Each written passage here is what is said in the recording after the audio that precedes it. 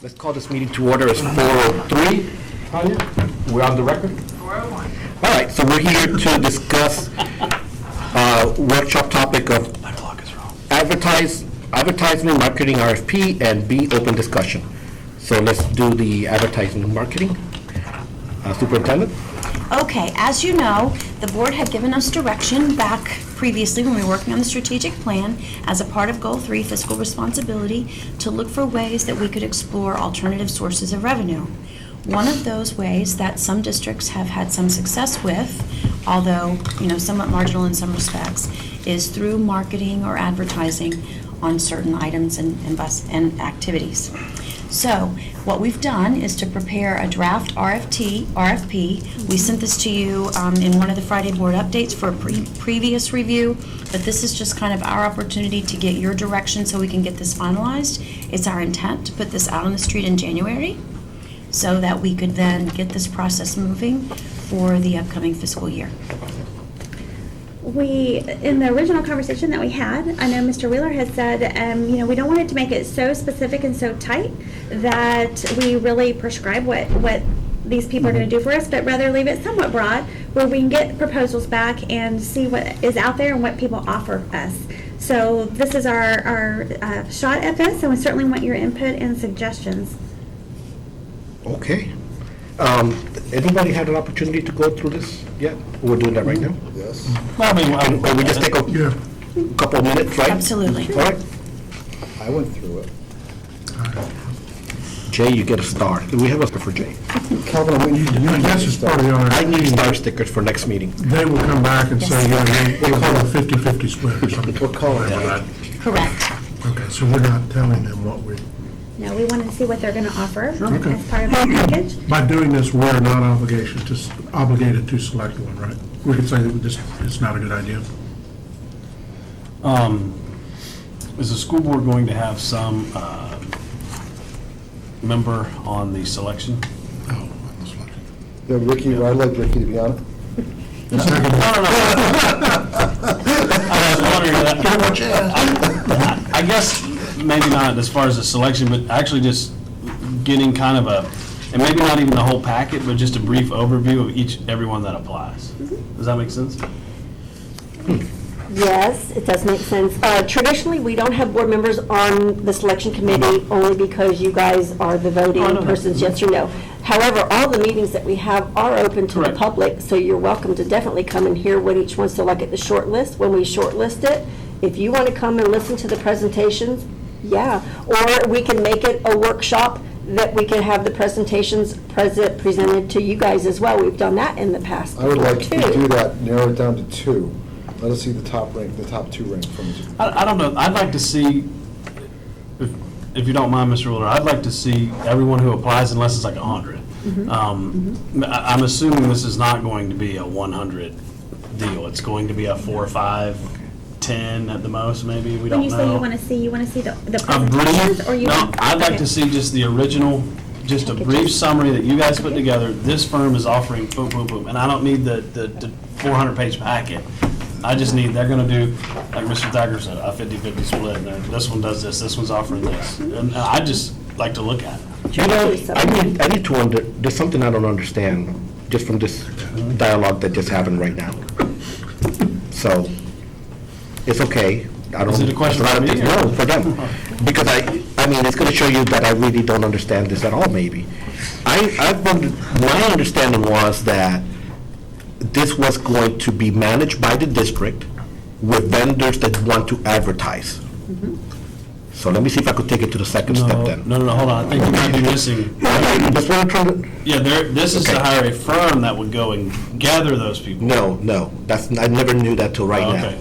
I felt that the district will manage this, and we're basically going to have short contracts with people, with business or entities that want to, the way that I would advertise with the Gazette, basically. You have a contract for so long, sometimes people give up that contract, it opens it up for someone else, but the district is managing that through a purchase with each vendor, not a firm that's going to be doing that for us. There are a couple of there are alternative routes to this piece. currently, we don't have staff that could really dedicate the time and energy and effort into seeking out these people and then managing it, making sure that the funds were collected, that they were handled properly, that we followed through with whatever it is they wanted to advertise. Say, for example, they wanted to put an ad on our website, and they want to leave it there for 3 months, or 6 months, or 12 months. We have to have somebody who's monitoring to make sure it gets up in the right time, comes down at the right time, that we collect their payment, those types of things. So typically, what you do is you either have somebody on staff to manage that piece. I was familiar with that in my previous role, where there was actually a marketing manager. Or there are individuals and groups who are out there doing that kind of stuff for you. The advantage as well of some of the individuals and groups or agencies is that they have connections typically to larger companies. So say, for example, rather than keep going back to our local people, like the Community Federal Credit Union, who's been such a tremendous partner to us to buy an ad for our website or whatever. These are people who might approach Target or Nike or somebody like that and say, we're interested in giving you a district contract.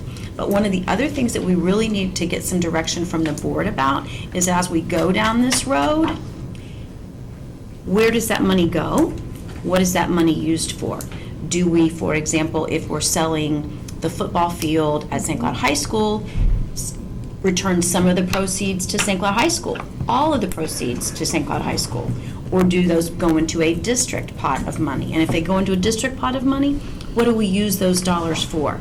Is it specifically for expanded student recognition or staff recognition or, whatever? Maintenance of the football field. Maintenance of the football fields, those types of things. So we really kind of need to talk through basically 3 points. The approach that we want to take,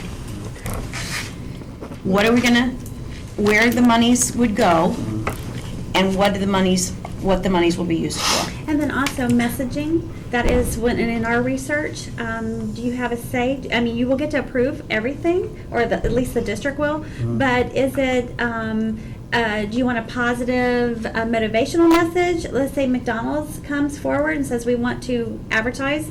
Do you want product advertisement, or do you want it to be more in the form of a motivational message about education? I mean, we can have stipulations about that You as have the well. golden arches says. go Stay in down school or the- something. Let's just discuss one piece right now, because these things build upon each other. From what I understand from the district, is that you prefer that we have a marketing manager, due to what you understand are our staffing issue, a firm, not in. Due to the staffing issues and your previous experience, that you've seen that these things work out better that way. The second- Typically, then they do, they're professionals. Correct. They have Professionals. contacts that we don't And that's have. that's what they do, they have. And they they'll bring typically more say- resources and previous experience with vendors that they could bring in. Correct. You also mentioned, I guess, in between your words, is that they're gonna have expertise that is gonna help us as well, in terms of, content and how things are. So it seems to me, I mean, this is enough, at least for me to say that that's probably the route. So I just wanna share with you where I'm leaning at, that we probably go with that instead of any other way. So we're set with Well, I that. think they have to show the value. I mean, if they can't show the value in this RFP and their proposals, then I'm still wouldn't mind going back and then saying, okay, let's just look at hiring someone in-house that would go out and do these things. I still think this is the, I think. You wanna try the this- RFP first, though? Oh, yes, I think this will be the best route. I'm just saying, at this Right, so point, we'll go with RFP. I'm very open to anything All right. that comes on this front, because, and I guess that leads into my next question, if you don't mind, Chairman. Are there other districts out here who have robust marketing plans that we've looked at? Orange County. Orange County. They've done it for numerous years, and we actually ran the scope of service by the person who does that. And of course, people that do this for a living, they want to package districts together. So if you package us and Orange County together, that's a lot of students, that's a lot of Unless schools. it doesn't turn out like it usually does, they get $10 and we get 60 cents. Yes, yeah. That's part of the RFP part process of that the you will get to see. Orange County's really great, Osceola County, yeah. Right. All right, so we have, all right, okay. So, Yes, okay, wait. Sorry. Jay had Oh, something. I'm sorry, go ahead, Jay. I got a few things. Number one, I don't know that you want to do an RFP, you might want to do an RFI, or before we even send this out, let's talk to some traditional ad agencies and just get a little bit of input. When I say traditional ad agency, you get like locally, a car dealer, for instance. A car dealer is an ad agency who's placing online ads, regular print ads, electronic ads, et cetera. They get paid to create them, but then they get paid a percentage of based on the advertising buy, so that that's part of their expertise and part of their fee. I think it's worth talking to them, and also look at this from a perspective, and Dr. Pace and I spoke about this, we're not Orange County, and we're also not the Tampa Bay Buccaneers, we get that, okay?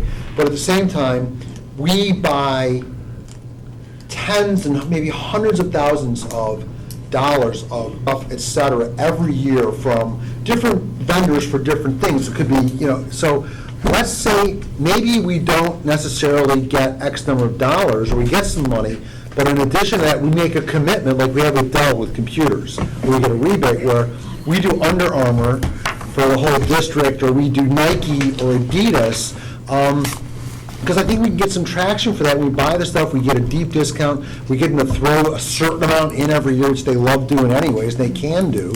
So I don't know that we want to paint us into a corner that, I'm not allergic to revenue. Okay. And it's sad to think that we don't have all the money we need for everything we need, but we don't, and we know that. And we can't say, okay, we're going to make do with what we have. I do think we're also, board, this is important. So far as I know, there's no real legal prohibition for advertising on buses. And people have an aversion to that. Okay, well, we're a public school district, we don't want to. I don't want to either. But if I got to beg, borrow, or steal for these kids, I'm going to do it. If I can get some extra money to pay for stuff that I can't afford to pay for now, and I can do it that way and nobody gets hurt. But that goes to the piece of having, just real quick, that goes to the piece of having control over the final, and even in any contract that we Content, right, the sign, content. like, hey, I've sold these buses for you, and we go, and we're not putting this company on our buses. We're looking for a company like this. We want to have that, we want to have a Agreed, contract. I totally agree, right, well, you don't go willy-nilly. Yeah. I mean, you can't have Seagram's on it, you could have Target, or you could have Nike, or someone like that, no, I get that. All right, just quickly joining us, Tim Weishire just joined us, Attorney Michael Martyr is also here. Clarence, Jay, I want to respond to something that you brought up after Right. Clarence. No. I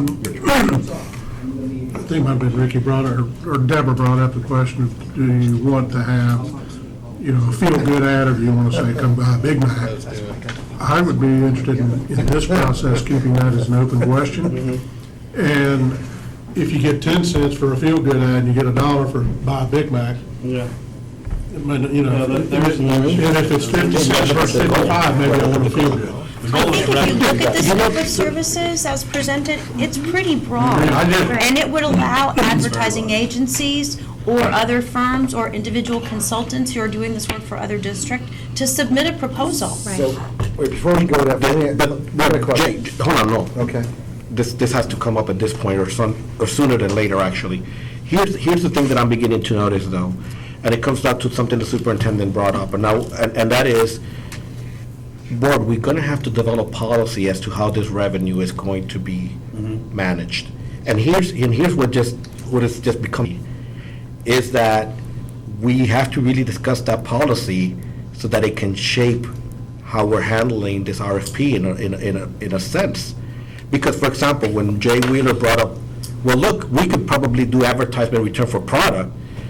Well, I don't know how that would fit in a policy, because already we have to start discussing, hey, we definitely are going to probably have to explore pooling this, obviously, because there's some schools that just won't have, for whatever logistical reasons, the ability to do their part, in terms of space. They don't have sports fields, things like that. And they're not going to be shut out. And we're going to want to support programs that benefit all the students from this, correct? So the policy needs to go along the lines of something like this, because just that example that Jay Wheeler brought up already threw a wrench into what policy thoughts I was having. Regarding how we're going to divide the money, you know what I mean, and deal with the money. You have the age-old booster club, I was gonna say. arguments, which is, my dad being and coaching for so long could tell you about. It was, remember when Gateway came online, Osceola was smoked everybody Booster Club wise. St. Cloud was a distant second, and then Gateway couldn't get anything. So there was a time when the district was wanting to kind of equalize all that money, and they're like, wait a minute. I think they tried it for a short time, and guess what Osceola did? They just shut down. Yeah, they said, well, if I'm doing all the work, If I'm doing all the work, you're not doing the work, I'm getting the money, but And I'm I'm not gonna do splitting it. it. And so they went back to the. But that comes to policy. There's And- gonna be some difficult questions. So anyways, Jay, I just wanted to bring that up so that at least we could start thinking about that as we make our comments. That's a great point, but at the same time, that's a good problem to have, is you got too much money, you don't know how to spread it around. I mean, I hope we get to that point, but the question I've got is more nuts and bolts question.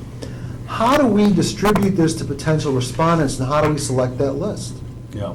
Well, it has to go out through a public notification first I of all. understand that. And then it has to go out through vendor link, and then, of course, the whoever you guys might know that can provide this, you might know, we'll look at Orange County, who submitted to Orange County's bids, and we'll add them as additional vendors on our vendor link program. So everybody, anybody that wants to share any bidders with us, I call the sales managers at all those TV stations and say, hey, can you tell me who I'm going to send For this out? different things.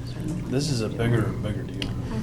Clarence? As long as you're talking about policy, I want to do this. I don't want to not pursue this because it's too difficult. I think we should definitely pursue this.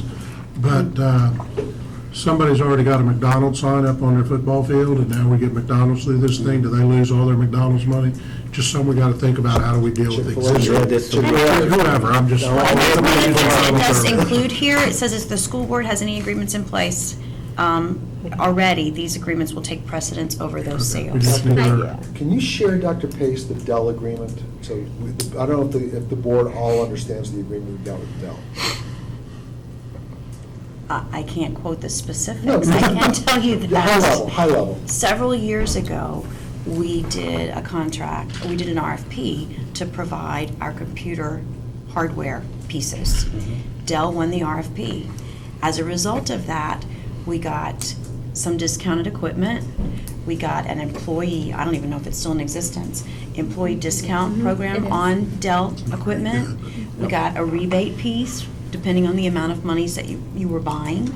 They helped to support and sponsor, not completely, but partially, the Dell, basically, it was a study of our technology services and our software and servers and those types of things that we use to make more efficient. So there were some advantages in having that contract with Dell. It also, from an internal standpoint, said that we're all going to have Dell equipment for the most part, so it made caring for it, servicing, and all those types of things a little easier because you were using the same parts.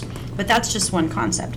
We have never said to our high schools, for example, all of our sports teams are going to wear Under Armour or Nike. In fact, we've not even said all of our high schools are going to use Herf Jones to supply their graduation caps and gowns. We've left that up to principal choice. Are there probably some economies that you could be had there? Yes, but there's also some advantage to site-based in some respects, and some of these relationships are longstanding. But you can get kind of into all of those things. I know, going back to the policy question, Mr. Sutter, that Mr. Weisshire has had some concerns, and one of the things that will eventually come out of this is to have more standardization of some of the stuff that schools do on their own. If I'm going to have a banner on my fence at Boggy Creek Elementary School, I might pay $100. At Ventura, I might pay $150. And he wanted us to try to get to some standardization of that, if I remember correctly, just so that it's easier for the community. And we do have to be careful and want to talk about here the local vendor piece, because so many of our schools already have those longstanding business partner relationships that we don't want to trample on. So really and truly, what we're looking at here is probably something on a higher level. Yeah, okay. Although I will tell you that in my previous experience, like I said, there are some advantages to be had. You can sell spots on your website. You could sell spots in a newsletter.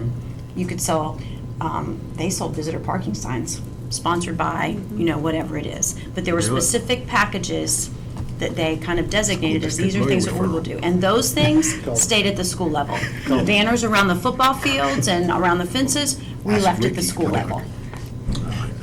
Oh, yes, I'm sorry. I guess one of the things I'd like to do then, relative to what you just said, and board, just and listen, I'm thinking out loud to a certain degree, but, let's not paint ourselves into a corner. For instance, maybe we get somebody, an ad agency, who says, okay, I can do this, this, this, this, and this, but we also happen to get a response from Under Armour, who says they can do this, this, this, and they don't conflict or compete with each other.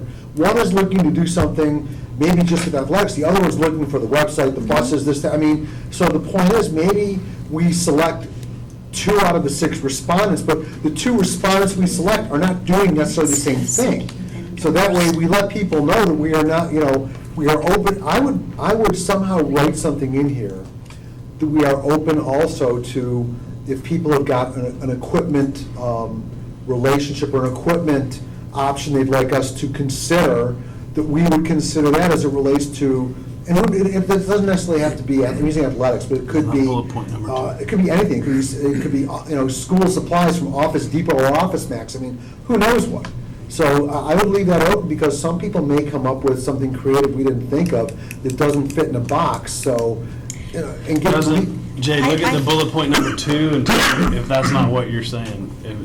I just want to make sure that we let people know that we are not bound to only select one, that we can It select. says very clearly in that first sentence, the school board is seeking vendors.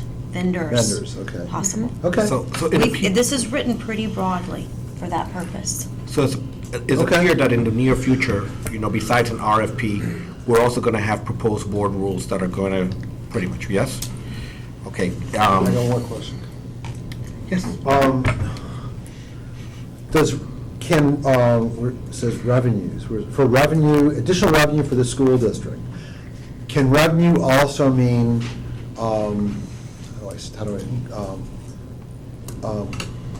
goods, hard goods, and also. So in the event somebody maybe doesn't pony up $100,000, but they pony up $200,000 worth of stuff that we need and we use, that we would consider that, because if we spend the money on it anyways, we can repurpose those dollars. In kind, I suppose. Something, I don't want to limit it just to Right. dollars, because somebody, it might make more sense for them.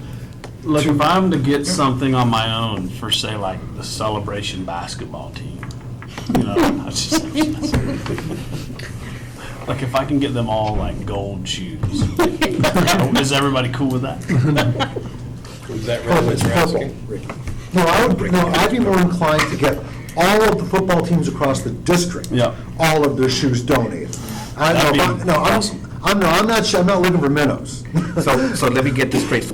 Right now, we're very interested in an RFP that's going to get a vendor that can manage this for us, right? We're thinking about policy that's going to go ahead and address the issues of standing commitments, which it seems right now, and Tim, right, because you just jump in at any moment, we seem to favor maintaining those relationships, right? And finally, we want the flexibility in our rules that would allow us for alternatives to revenue, to payment from being just cash, traditional cash basis, and instead for services or goods that we know that we can use or are tangible to our needs, correct? So far? Can I ask one question? Jay brought up a point about RFI versus RFP. I think I know the difference, but could you maybe expand on An that? RFI, you're not going to be making an award from an RFI. An RFI is just that request for That's what I information. thought. It was You're just getting right. information back, and you could take that and turn around, and with that information you get, create an RFP based on that, if that's something that you want to do. But that would be another step. But this And that's what I way, thought. if you put this out like this, and there is a pre-bid, that's everybody's opportunity who's interested in this process. They could show up at this pre-bid, they could throw out some other ideas, I could throw that back to you guys, and then an amendment to this bid can be done as well. So just because we're putting this out like this, doesn't mean that's what it's gonna end up being when the bid award date is. It may morph along the way through the questions that are submitted from vendors, and then we come back to say, hey, somebody said this, should we add this as part of our requirements to this RFP? We could do that as well. Anyone else? Tim? I'm 100% on board, ready to go, have been for a long time. Go ahead. It seems, Don't hold back, what do you really think? any other discussion, any of these bullet points? See, Corporate involvement must support the goals and objectives of the school district. Must provide the district with examples of revenue generated. I mean, this covers up all the questions that I would have. I can't wait to see what they say. Yeah, Yeah. I think this is pretty, this is I mean, I'm more interesting. concerned about rules if we find somebody bringing in a couple $1 million and somebody bringing in 50,000. Well, So this will come out in January. you're talking about with a 38 specific site? 30 days. Okay. No, on how we did it. If it's a lot of money, I'm concerned with how. Let's first win the battle. Yeah, It's a website ad. But let's see how, let's see where we go from there. Well, let me go to two quick questions, I guess, then. One, the idea is that this money be generated at the district level and then expended according to the direction from the district. And then number two, when do we envision actually going into place after an award is given? Are we looking to bring it in at the end of this school year? We're waiting to layer it in for next school year? Does it have to be school year related? Is it ASAP? Doesn't have to be school year related. When's our turn? We anticipate taking the recommendation to you on March 21st. And then, of course, the contract negotiations would go to board meeting after or the one after that, depending on how those negotiations go. So in theory, the greatest likelihood is going to be for the 2017-18 school year, bringing on the firm at the latter part of this year, allowing them the summer to do their marketing, outreach. I think from Ryan, and he apologized for not being here today, he wanted to, but I think he's coming back from a conference. I think that works for him as well, but certainly if there's any athletics to be sold for football season, that would be the time that agreements and stuff be put into place for things to be in place for football season I in guess the fall. my only other concern too is just making sure that this board is involved in the entire process. You know, I know there's times when, you know, we just see maybe what happened towards the end of the process or at the very end of the process. But I think in this process, we probably should have some input all along the way. Sure. If that makes, even if one of us is not sitting on the selection committee, just having that input. So, Chairman, one of the things that I think could become problematic has nothing to do with the staff or this process, but could have to do with the board. If we are not unified and on board with having a broad approach to how we deal with this, and we start running around coddling our favorite schools, our favorite teams, our favorite areas of the county, and one person gives enough pressure to a board member and a board member decides to give into that, oh, don't worry, you'll be okay, everything will be fine, we'll take care of you, this can become a far more difficult situation than it really needs to be.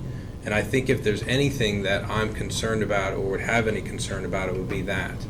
And to me, this is no different than any other thing that we do in this district, is that we always stay focused on what's best for the whole, and we can't make decisions based upon what's best for, you know, where I happen to live to the detriment of everyone else in the county, or where any other board member lives to the detriment of the rest of the county.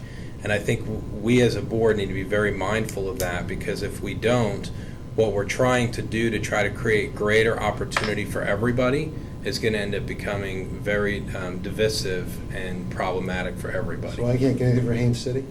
Well, no, that's a good point. That's a very good point. What I've seen, what I've read, is that you have to address that, and you have to address that tendency that you just described.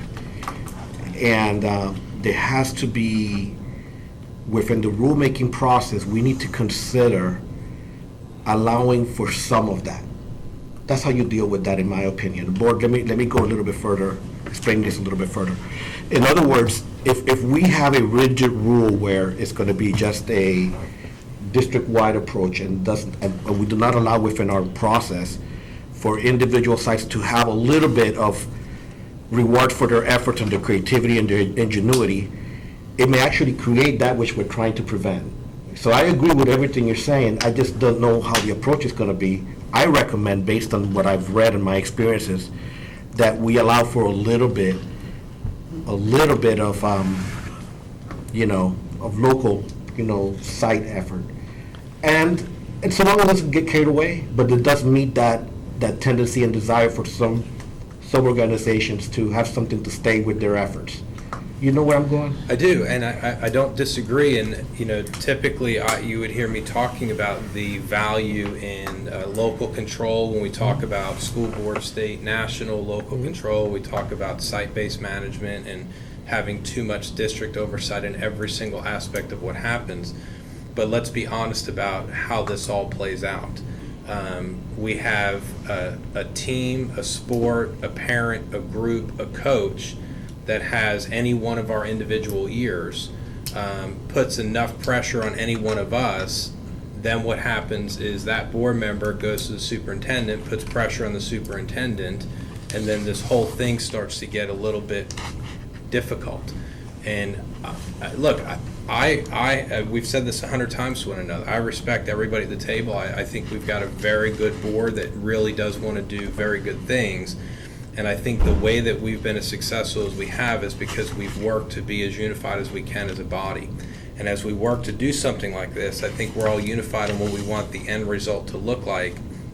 My caution to myself and all of us, though, is that we have to be aware of that very slippery slope that can be created if we decide to yield to whatever that constituent pressure may look like. And you can define constituent however you want, but that constituent pressure might look like that could then create problems that we're not looking to create, and it can put the staff in a very difficult situation of how they're going to manage and implement this, because they're getting pulled and pushed in different direction from individual or numbers of board members. And I just think that we need to be mindful of that, and none of us have ever done anything that we intentionally want to put the district or the staff in a difficult position. And I think we need to be mindful going into this of the potential for this and how we need to really think and talk this through. And I think Mr. Booth's point was a good point, is that if we remain engaged in the conversation without micromanaging the process, it will give us the ability to adapt and respond to these issues or these concerns as they come up. But I think the caution needs to be that before I or any of the board member makes an overt commitment to somebody, that we say, well, that's a good idea. Let me bring that back to the board and let's talk that out, and let's weigh the pros and cons of how that exception may look across the district as opposed to how it may impact me as a board member in a certain area of the county. You bring up a really good point. And to that point, one of the things we may want to consider is Orange County started this a couple of years ago, where each board member, I don't think we should do the way Orange County does it, gets money, I don't know, they get like $40,000 or $50,000 a year that they can then donate. They can give it to the cheer team at this school, the art teacher at this school, whatever.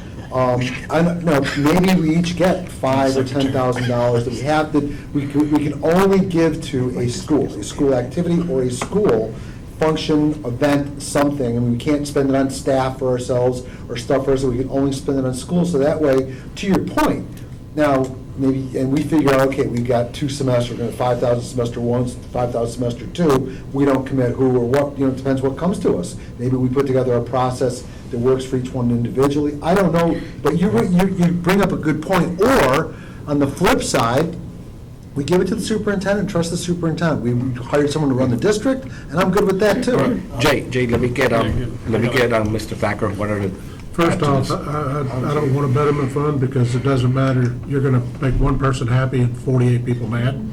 Secondly, I can tell you that the scenario that's going to happen when we do this, and we just as a board need to say we're okay with it or not. Fred's Tire Service has been giving some school $250 a year for a sign for 20 years. Now Fred's Tire Service wants to give $1,000 to the district, and we're going to divvy it out, and the school's going to get a $75 check. Well, that's be like $10. Well, whatever. I mean, I'm just saying, that's exactly that scenario will happen. Here's the thing. And I'm not freaked out over it. I'm beginning to see a common theme here. We're going to we're going to make people mad. More than we're going to make people mad. We adopt the rules. We make the rules. I don't think we can touch address stuff these like things. that. I think that's the stuff we leave alone, and we look at the Nike piece or the Target piece or the Walmart, whatever. So it's national? I hope, but, larger company, district-wide type stuff. I think that, to me, and real quickly to clarify, I don't know if Tim understood me exactly, because what I was saying is being involved in the RFP process, not so much being involved in the money handout process. Yeah, and I wasn't talking about the money handout part either. I Okay, was talking okay. about the overall process of how Yeah, we yeah. work to create policy, approach, yep. implementation, all of that. Great. I want to And be I'm right real on board. mindful, I think that's what you're saying too, and Clarence as well. The support that we've received in our own community and our business partnership program, I do not want to step on these folks' toes. So there could be a way everybody fits in, and I think we have to be mindful of that. Yeah, I think And we have not like a to, district level stuff. Yeah. right. It does say, in the second line, revenue for the district by soliciting national sponsorships and advertisement opportunities. And then that second bullet says very clearly that the schools and the district will be allowed to continue fundraising at the local, regional, and state level. So I think that would kind of cover what we're currently already doing. But that's, I mean, if you want us to make it more clear, we can. Well, I hate to limit it. I mean, there might be a large statewide company that is not a national company, but it's a large statewide company that would. Maybe we say you know local what or I'm saying? regional. I Yeah, don't know. You guys tell us. Well, going back to going back to something here, I'm not afraid of bringing it up, but look, Mr. Weeder said something about this whole Betterment Fund idea. Now, hold on a second.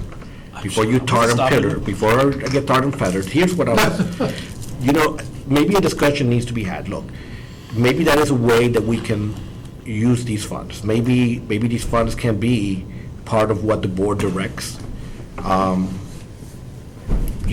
I don't know. I mean, whatever discussion, the point is here is that you could be creative with these funds, first of all, in how you want to use them, to a certain degree.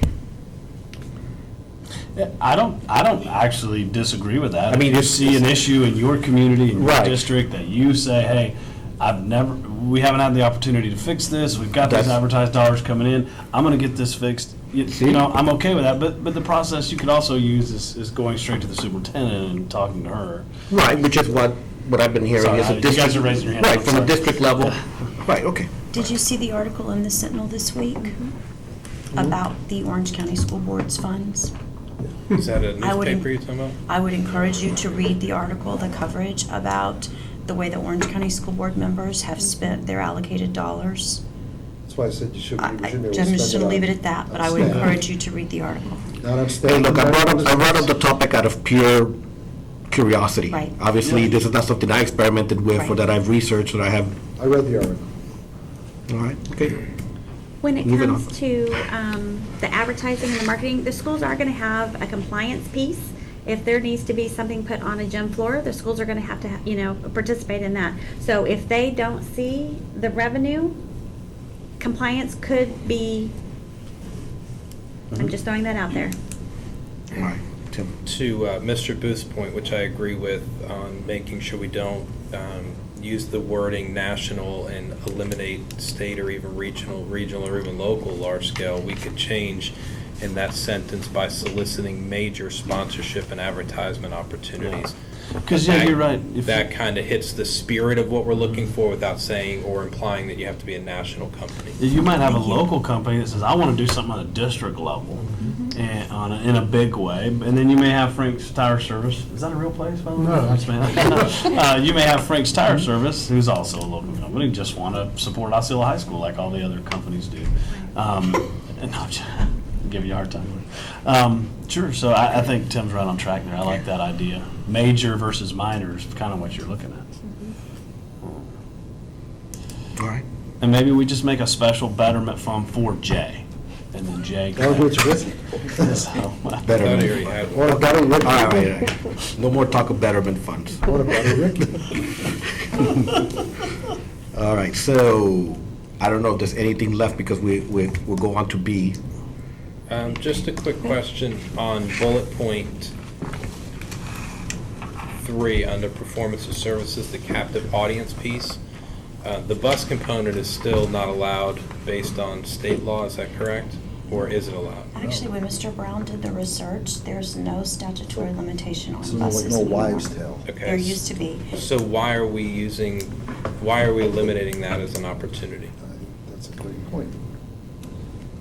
It's up to you. We don't have to. I wouldn't- I Most wouldn't- districts I wouldn't have, eliminate- but I we don't wouldn't have eliminate to. Well, let me ask this, because the spirit behind what we have in here is that, I don't know exactly what line I read it on, but what they need to be doing aligns with the school district's goals and objectives.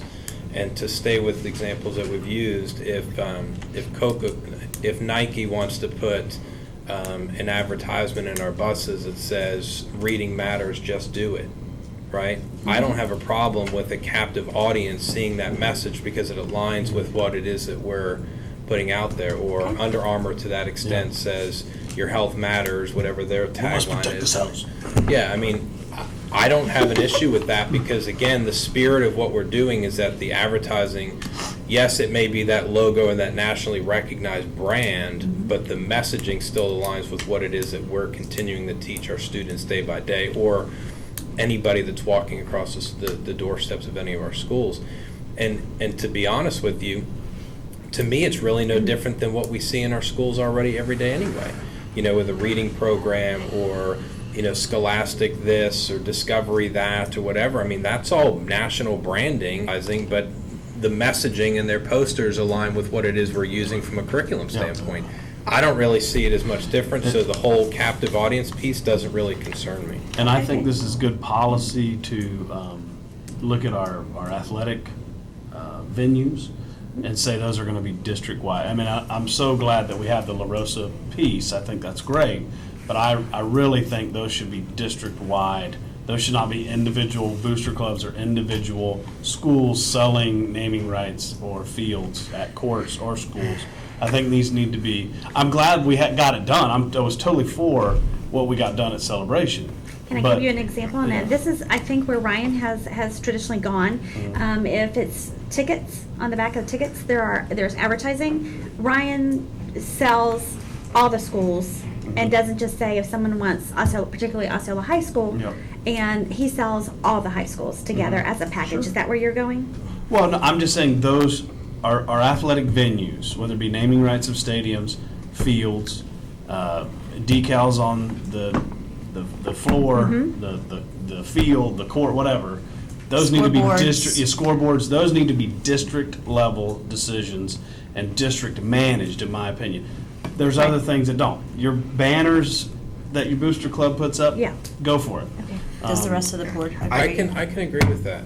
I think there's some potential wisdom in that I can see without unpacking it all. And again, not taking anything away from the work that Jay did and the commitment that the La Rosa Realty made. I'm all for that. I just think from now on, let's keep that as a district level So that would be more of a and make a policy. policy. Right, that would be policy as opposed to That just scope. kind of stuck out to me because do that.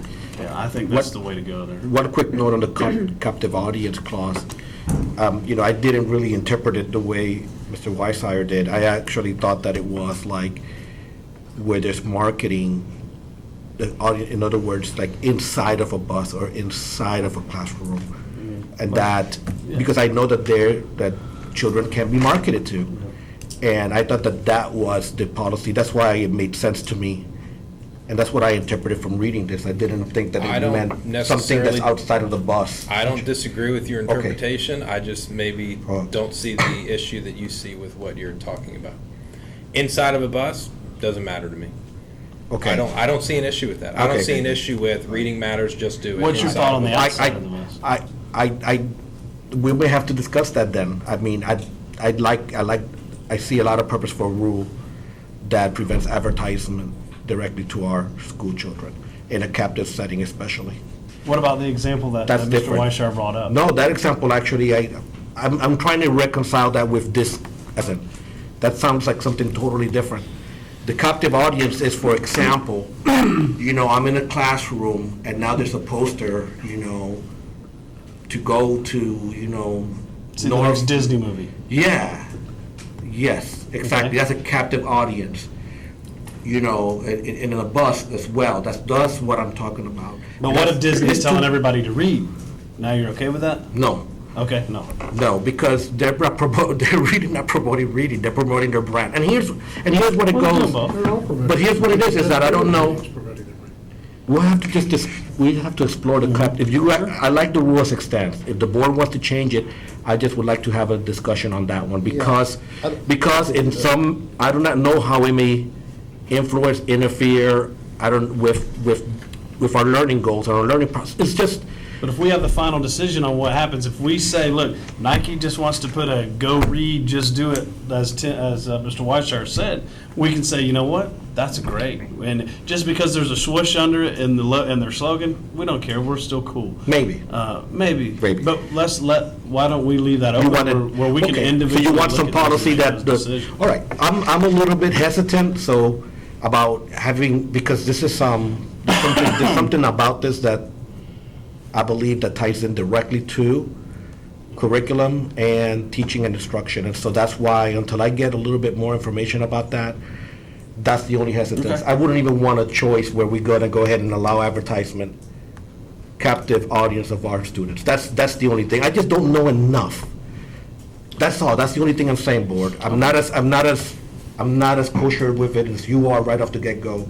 I feel I need to learn a little bit more about what that type of marketing does, whether it can, in any way interfere or influence our students, and, given the age and the responsibility we have on what they learn and what they see in a captive setting, I just need to be comfortable with all that. Outside of the bus is different. I think you raise a very fair concern, so That's right, that's and I don't okay. disagree with where you're coming from on it. I guess the point I would make would be bullet point 5, where it says it must support the goals and objectives of the school district, and thinking that as we're talking about how we would roll this out, whether it's the outside of a bus or inside of a bus, outside of school or inside of a school, that the type of advertising that would only be allowed would be things that support what it is we're talking about, from a conducive working and learning environment, supporting the aspirations, the vision, the mission, and even the goals of the district. And so I think what you're saying is good from the idea of, hey, let's just be careful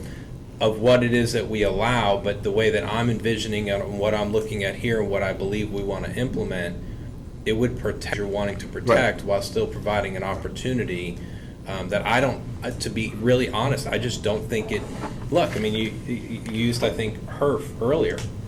You walk through a high school around graduation time and you see HERF Jones, this, that, yearbook pictures, Life Touch, whatever. They're advertising.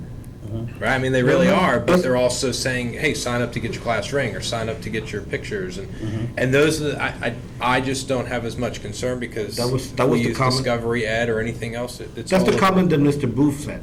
What I was saying is that I'm not even quite sure I think that this board should even consider having that option or not, because there's still a little bit more to understand when we're talking about advertisement to school children in a captive setting. In other words, for me, I don't even know whether I would. What you're saying is correct. I'm actually I'm concerned enough to say, do we really even want to open that door? I understand. Because there may be data out there that we just don't know about. I think that we're being overcautious. This kind of reminds me of the argument about, I don't know if I want a cell tower on my kid's campus, because what could happen when the kid's got the phone attached to his ear all the time. So I think they got more to worry from that. The point I want to make, Kelvin, is, we can overthink and be overcautious. Meanwhile, we need money. We're not doing this as an exercise to see what's out there. And what it provides for kids is money for programs we don't have now. We get the final say on the message. I think you strike that. See what comes back. Okay. And I don't, if we were flush with cash, we wouldn't be having this conversation. I mean, this is about And at raising least for money me, kids. it seems like the board would want the flexibility. But for my sake and for the rest of the board, maybe we should just see if we could get some answers to my concerns about the captive, marketing and branding to captive audience in those schools. And what I was going to suggest is that we consider potentially moving forward with the RFP without that bullet, because then we still are going to come back to you with policy recommendations, which could be more specific about captive audiences. Would that be And we'll have more information permissible? then, correct? Right. Okay. Is that okay? Yes, absolutely, that makes sense. All right. Before we move on, one more thing. Mister, I didn't have much to say at the I beginning. know. Now I have a whole lot to You shut this say. thing down a long time ago. I know. We want to be a little bit mindful as well of, and we'll have to see what reveals itself through this process, but what could become problematic. And again, I'll go back to the idea, I think profit is a very, very good word. But a advertising company that, thinking about local or regional businesses, that's looking to make so much of a profit off of it, that makes things no longer cost effective because of the partnerships that we have, because of the community involvement and all these other things. So we just want to make sure that there's, I just would raise that concern. We want to be careful that somebody doesn't come in and see this as an opportunity to completely rip off every single business in town and make X% profit off of what it is that we're trying to do. The end goal has to be a genuine partnership that this company, whoever they are going to be, understands what it is we're trying to do, and it's not at the peril of the loss of so many people that have been great partners of ours, including, just by way of example, Disney, who's been a great partner of ours, but of course has very deep pockets at the same time. We want to make sure that there's balance in that. And so just to raise that concern as you guys are We're looking very through sensitive to that. that. Yeah. Absolutely. So, I have a question. Thank you, guys. How does this affect what we already do on a district level with our business partners? How would it affect that going forward? Well, I think that's what we're talking about, is being mindful of that. And then at the major level, I think there will have to be, certainly at the beginning, some decisions on who's major, you know, and look at what is, I mean, what if, you know, what if somebody that's major wants to do something that at an individual school that a local partner has already done? You know, what do we do? So, I mean, it's going to take some balance, I think. I really do. Yeah. I mean, But I mean, we're not looking at eliminating our business partner relationship piece. absolutely not. We're not. Absolutely We're not. not looking to turn it over to a company like this. No, absolutely Okay, not. That's all. I just wanted to clarify Absolutely that. not. Yeah, and that's going to be important that people understand that, and that this is an enhancement to what's already happening. And at the same time, Right. my encouragement, personally, I don't know if the board agrees with me or not, is this, anytime there's change, people get freaked out, whether they should or they shouldn't, they do. And I think there needs to be a very clear message to everybody across the district and those that manage these pieces and parts for the district, not to overreact without really understanding what this is going to be. This is a step two, really, in a multi-step process. And I don't want Judy Alexander and her team or individual schools or booster clubs or whatever getting freaked out that we're talking about this. We need to send the message to them. We're doing our job of exploring what this is going to look like. We're sensitive to all the concerns, but we want everybody to be on board. This is a good decision, big picture, long-term, for the district, for the students, and for these schools.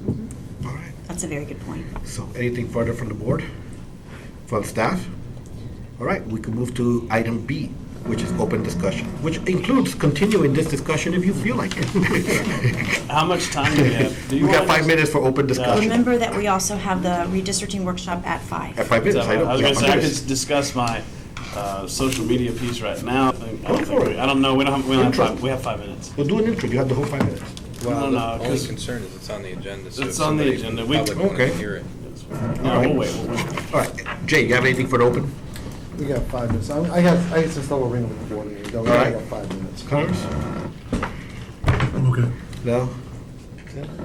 Time's tight. No? You guys wanna take a 5-minute break. break? Yeah, all right. If I could just ask you Oh, at no, some nobody point in leave. time to review once again the legal services potential contract.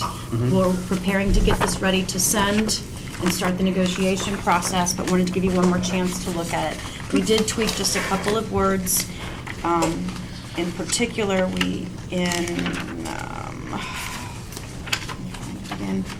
on page 3, in the bulleted area here where it talks about hourly rates for outside firms.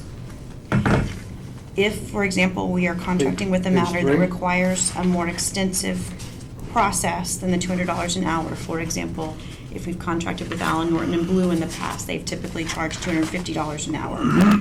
Then they would prepare a budget to provide for you and to me. I added the me part. And that I could potentially approve that if it made sense, as opposed to having to wait for a formal board meeting. That's up to you guys ultimately to decide if that's okay with you or not. But it would be my suggestion to keep this process moving forward. And obviously, I'm not going to go out and contract So willy-nilly. you wanted to bump that to 250? I would not bump it at all. Okay. This last sentence gives, You've got within your purchase order authority of 50 grand or something anyway, Right. the right to basically Right. do that. So this just I mean, I allows me think to. it probably, I'm fine with you having it. I think it should come to the board as just an information line, by the way. Okay. This was I guess I've got a- or in your newsletter, not newsletter. Clarence, you make a good point, but the question I've got is, the attorney works for us, the attorney would be hiring them, but we're authorizing the superintendent to approve the hire. I mean, did I miss? She's just authorizing her to keep something moving. To me, at the next board meeting, it comes in either as an informational item, or let's say she approves 50 grand, or whatever she can approve anyway. If it's something big that's gonna go beyond that, it's gotta come to us anyhow. So this is only for, okay, and now, so you have approval already without this clause? But this very specifically narrowed the focus to say that only the board could approve a budget presented by the attorney if he was contracting with someone on the outside that was going to charge more than $200 an hour. Oh, that's right, this is for the rate, this is not for the amount. Exactly, not for the total amount, this was for the rate. Yeah, It so I actually narrowed don't that think the approval. $50,000 deal comes Yeah. to this. Yeah. I'm that's- approving that's- for okay. more, it's still gonna be a capital. Go ahead and add it. I mean, Is there, I don't care. is there genuinely an instance where, I mean, I guess the worst case scenario normally is a 2-week time period. I mean, I know there's instances where we cancel a meeting, which those are rare. So you're talking about an instance where it's rare that it comes up, and it's rare that we're not meeting, and it's rare that we're not capable of convening as a board for a special meeting. Is there really instances that you can think of that would warrant needing this as opposed to just staying within the current confines? Potentially. I think the request is fair. I'm just trying to give a counter argument to For it. example, currently, we deal with a full-service firm, so the union declares impasse, I'm able to go ahead and work with their labor attorneys without any problem. I think Frank would probably do that same thing, but it may be at that point in time that he says we need to seek somebody else. And our former labor attorney that is contracted with our HR department quite a bit charges $250 an hour, and that's his standard rate because I've contracted with him in another district as well. So there are those kinds of situations that are going to be more than $200 an hour. The $200 an hour figure came from what our current hourly rate was.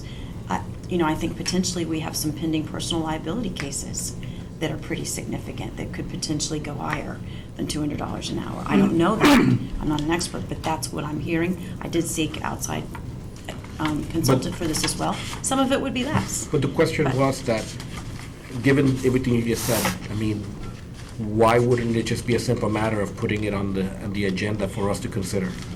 This is 2 months in a row that we have one meeting.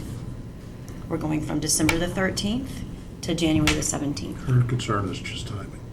I understand, and I understand that's what it is, but I promise I wouldn't be doing things willy-nilly, but this would just give us What some about this- flexibility. But if what you're about not this comfortable board, with it, that's The okay. superintendent, in conjunction with the chairman, whoever it happens to be, can move it forward to the next board, start it, and then the next board meeting. Yes. I'm okay with I'm okay superintendent. with the way it's written, and I'll tell you why. Because if it happened once and we were like, oh my gosh, what just happened, then we could go back and change. can we? You see, that's the thing, I actually always believe that that is actually harder to do than people envision. That's why, you want to really get it the first time. Look, this board hires this person, so I don't think this person is gonna go get crazy. I don't, but I don't look at the I don't language. intend to. I don't really, I do take that analysis, but I also look at it on the four corners of what it is without considering that, I'm looking at a board and a superintendent, not people specific. I understand. And that's how, I think that's how Tim actually is sizing it as well. But I get your It's- analyzation too. it's, I would rather not it's have to fine. wait a month for something. Yeah, no, I'd there's rather time, get and going. your example is actually very correct. I mean, sometimes things just have to be really fast, and we do trust the judgment. I'm okay as it is. So I would offer this then, and my issue is, as you know, it's not with you at all. I would say then go with what Clarence recommended, that superintendent and school board chair. Okay. Or notify the board as well. Well, I You think, could, yeah, you I could think get it, she's- you I could, think, Dr. Pace is gonna do that anyway, but I think this way, to me, that I've been very clear that when it comes to dealing with the superintendent, and dealing with the school board attorney, these are things I'm very protective of the board's role in that process and making sure that lines don't get blurred, even though there's a high level of trust and respect and comfort with all 6 of us. I just don't want to blur lines. That makes it more difficult for a future board. If a situation is different, a different superintendent, different board members, and all of a sudden they go, well, this is precedent, it's what we've always done, and they don't understand the history of why we're making these decisions. So I'll change it to for prior superintendent and board chair approval. I like that. I'm fine with that. Okay? All right, thank you, sorry.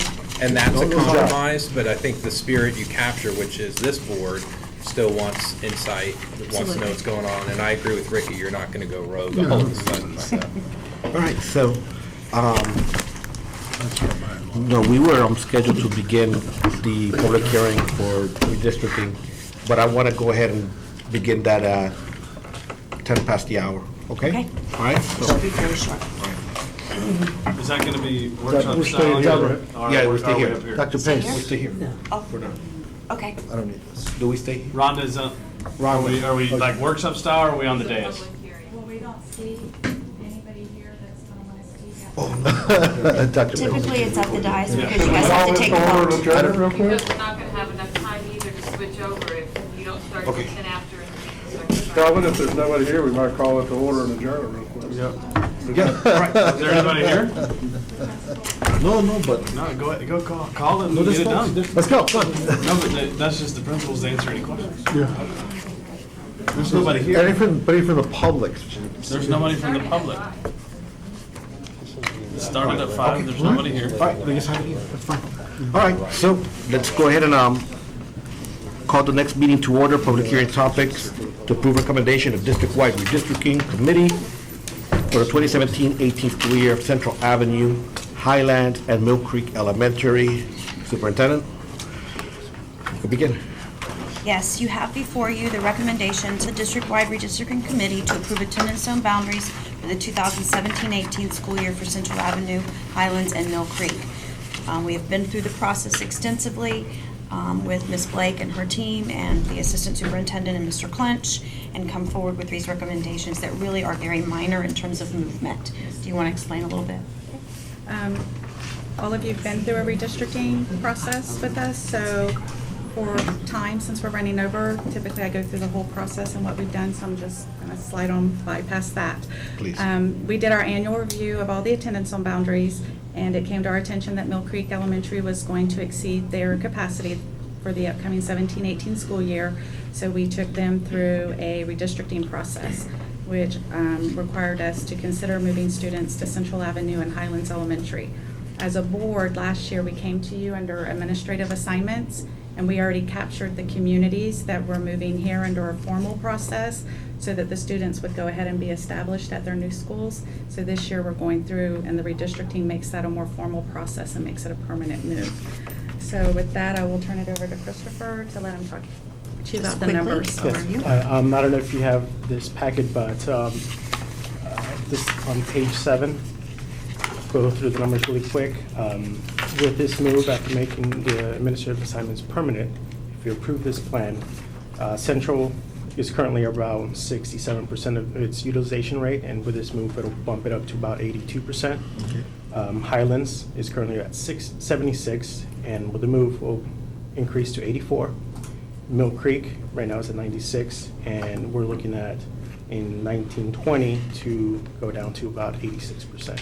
Okay. So it'll bring everybody down to a more comfortable utilization rate, and we usually start looking for. So Florida and City Elementary School aren't touched. And we, Not in this one, no, sir. Rhonda, when we met on this, there were actually, based on giving some options and stuff, almost no kids impacted, right? There were about 90 students impacted that were currently in existence. About half of them were already using choice options to other area schools. So we were only looking at 45. In the 2 meetings that we had, no parents came to the meetings, and we've not received any emails or phone calls regarding the transfer. Me either. So that was gonna be my question, and I know that some of the principals and everyone's here. I mean, there's been no concerns or pushback, and everyone seems to be good with the changes that we're talking about? Yes? Susan County, principal of Mill Creek Elementary. I have not, all the letters went out. I've not heard from any parents. No one has contacted contacted me, his assistant principal, my secretary, my front office, at any time. They did not receive any concerns. All right. Okay. And same. Highlands Elementary Principal Allison Doe was welcomed at Highlands. Any parents who had any questions or concerns could come talk to myself, my assistant principal. We do tours of the schools, anything to ease the students' concerns and parents and during this transition time. But Okay. nothing. And then central, same. Those others. Okay.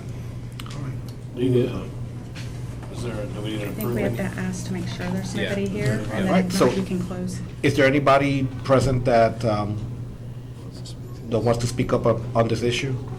Redistricting of